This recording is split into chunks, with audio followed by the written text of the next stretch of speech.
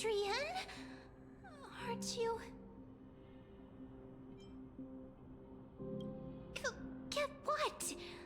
I'm getting even more confused.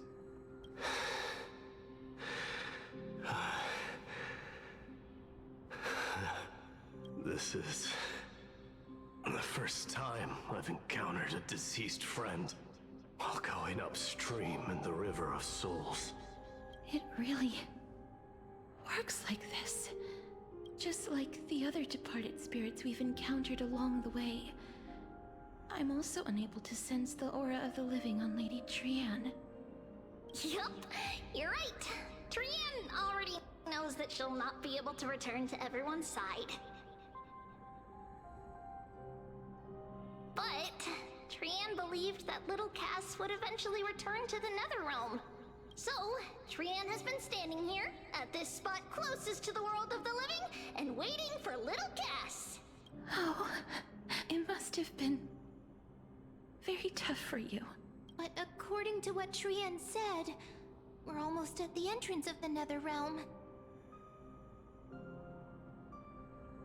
Trianne promised Treevy and Trinan that when little Cass got here, Trianne would get the gift ready and be the first person to run over and welcome you.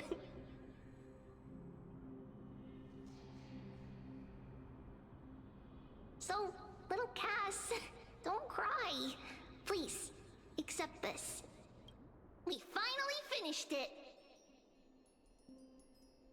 This is what Lady Treeby once mentioned. The gift for me that you didn't manage to finish. The Holy Maiden of Yanis.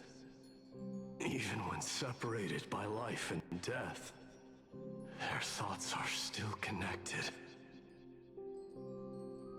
Trianne spent a lot of time drawing this. Trianne hopes that little Cass likes it. Seriously? It's seriously a wonderful drawing. Lady Trianne. This is our flame chase journey. Little Cass, we don't know what your journey was like before. Treeby has always said that it must have been a very harsh and frightening journey. But little Cass no longer has anything to fear now, because everyone is here with you in this flame chase journey!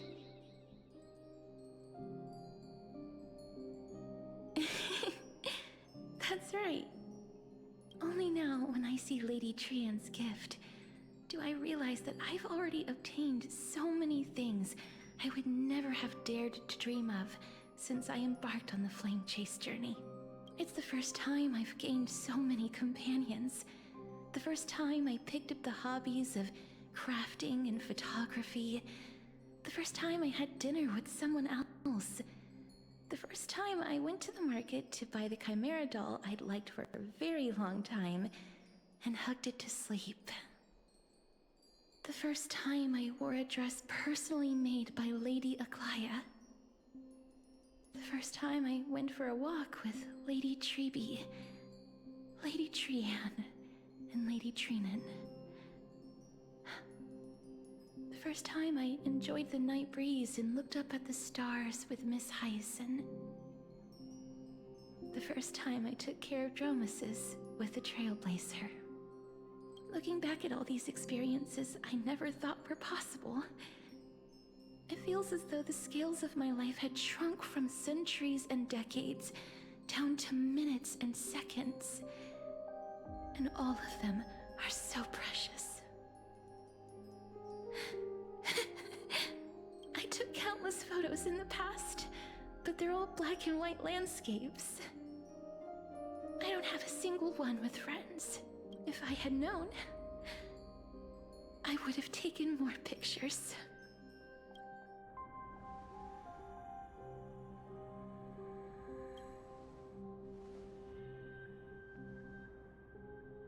Trianne says yes!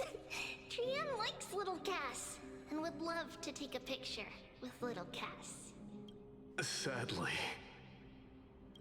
Being departed souls, our images cannot be captured in the world of the living.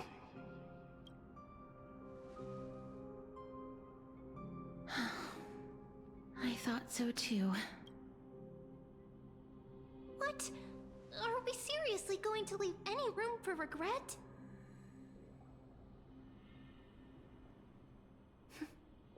There won't be any regrets.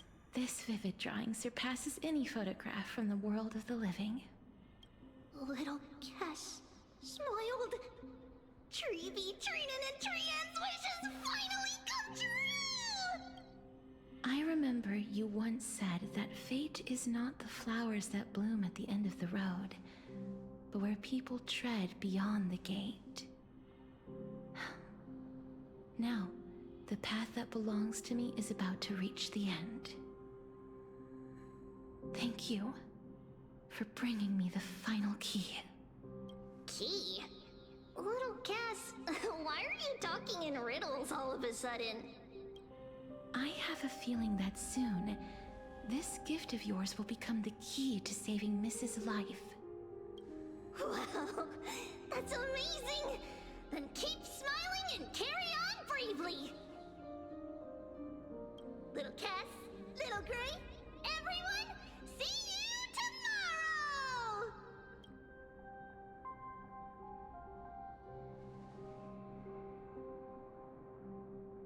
Lady Trianne. The aura of this place. We have indeed reached the end of the stream of souls. If I go any further, I might lose myself. I must leave now, for the black tide still wreaks havoc in the realm of the living.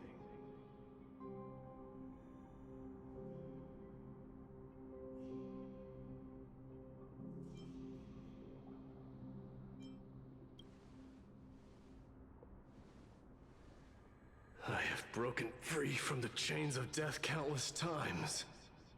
This time will be no different. Castorice, will you fulfill your duty for the flame chase? I have yet to make my decision, Lord Mighty.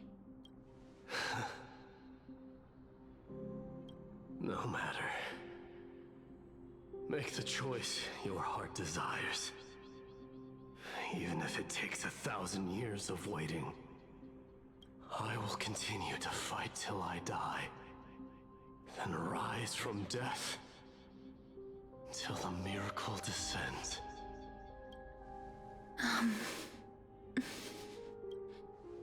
There is one more thing you should know, Lord Mighty. What is it?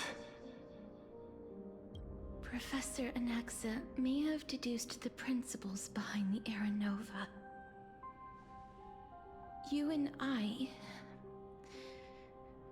may be reincarnated as strife and death in the next cycle, becoming calamities wreaking havoc upon the world. I see.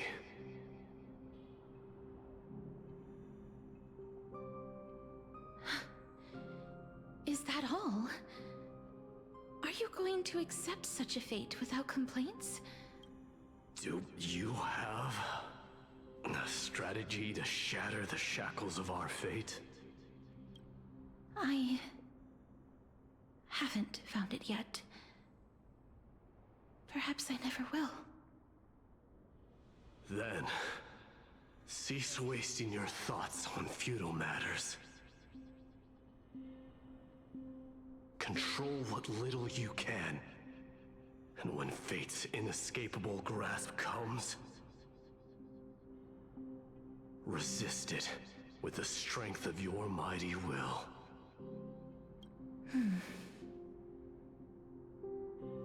Thank you, Lord Mighty. I will find the right decision.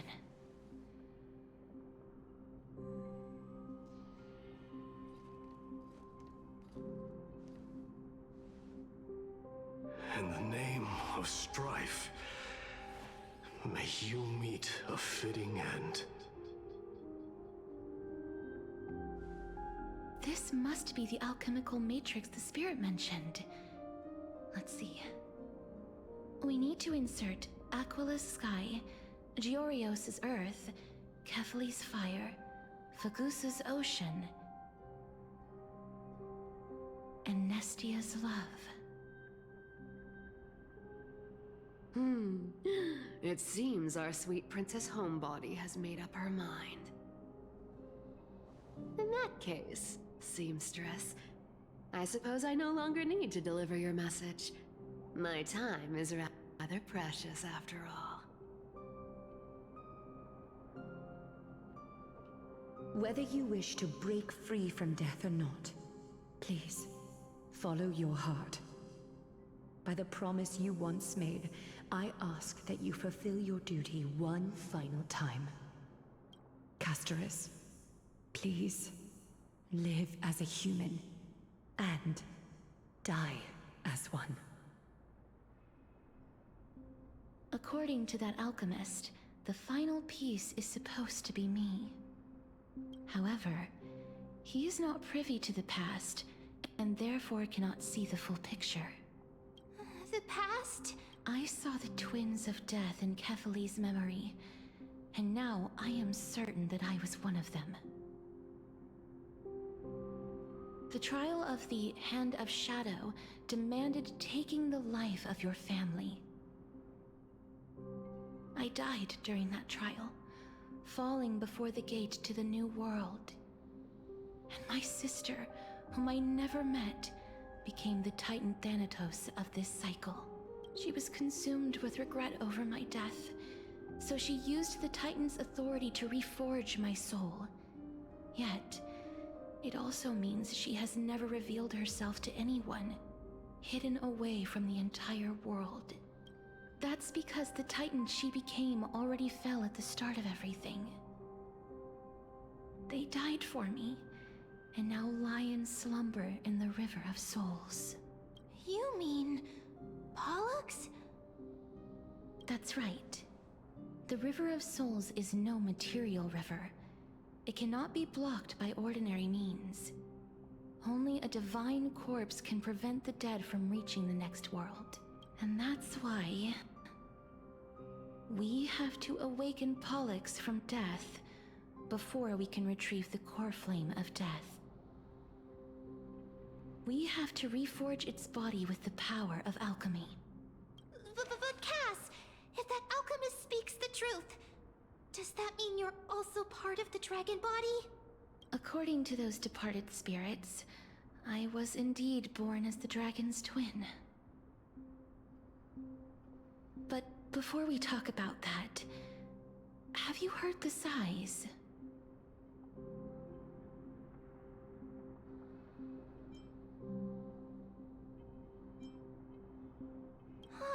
I heard them too. So what are those?